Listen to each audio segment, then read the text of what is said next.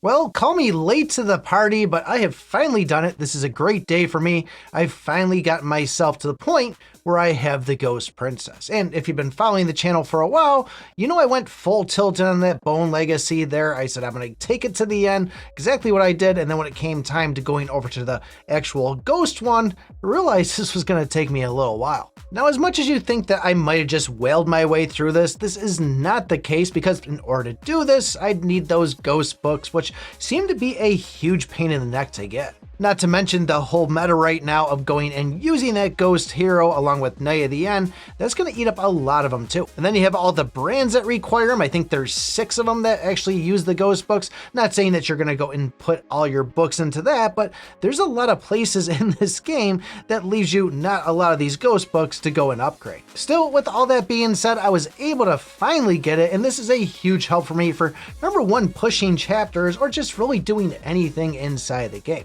Don't know if it was me just going and grabbing books whenever I saw them inside an event, or if I just happened to get lucky from going in my travels, but I'm not really having any issues with getting these things anymore. Now that I have that ghost up to Mythic Plus 2, it seems like I'm just kind of keeping this steady here for having these things coming in. But there's 2 big gains of once you get it to this point. First one being if you have this slotted as one of your heroes, once you reach this tier 6, now it becomes considered an S grade, and your overall attack, HP, and defense stats now get boosted up to that plus 300% if you have it at Mythic Plus 2. But the other one's going to be the ignore control immunity rate plus 30%, and that'll last for 3 rounds.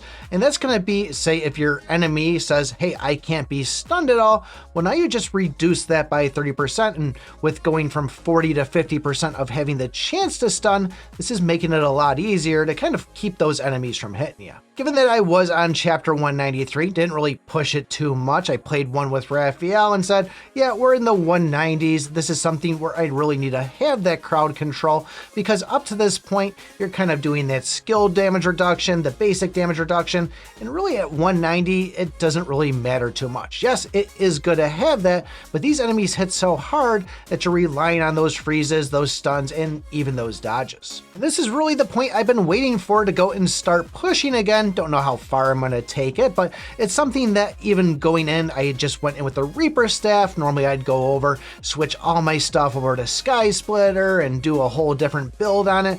But now having this here, it means I can just kind of go in, play it as normal, and yes, they will eventually come out with more presets, but it's a pain in the neck switching everything back and forth, and honestly, I always end up missing something, and so it takes me like 2 or 3 tries just to get my build right. Now, I still do have a lot of going and doing the last 6 nodes. We still have that ghost trick one, so I'm going to try to focus on those first, and then it's going to be the hunt for these elite packs, because I do want to start upgrading everything right down the center. I did it on the Bone Legacy, at least to an extent. I know a lot of people say, don't go and invest in that middle stuff. I wanted to get it out of the way. Eventually, you want to have every single one of these legacies maxed out, and I do believe that going for those center things is a good way to go, and the fact that it is a nice boost, but I do understand the purpose of going and saying, make sure you get your tiers to unlock that Ghost Princess before you start pumping into those global stats. I'd say I'd probably have till the end of the month, if not a full month, of going and upgrading those last spots on it,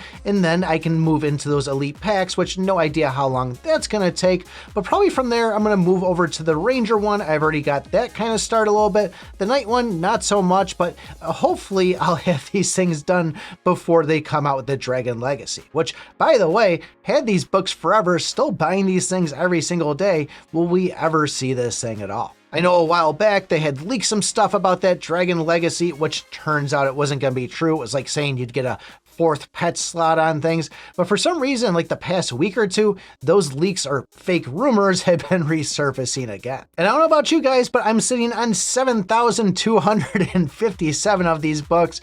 Probably could have had a lot of gold out of those if I would have just not bought them, but hopefully someday we'll see it and I can start putting these things into it. But really, this was just a look at me, woohoo, I did it, hooray, whatever you want to say, just showing off a little bit. But if you want to know somebody that has every single one of these legacies maxed out, take a look at this video right here.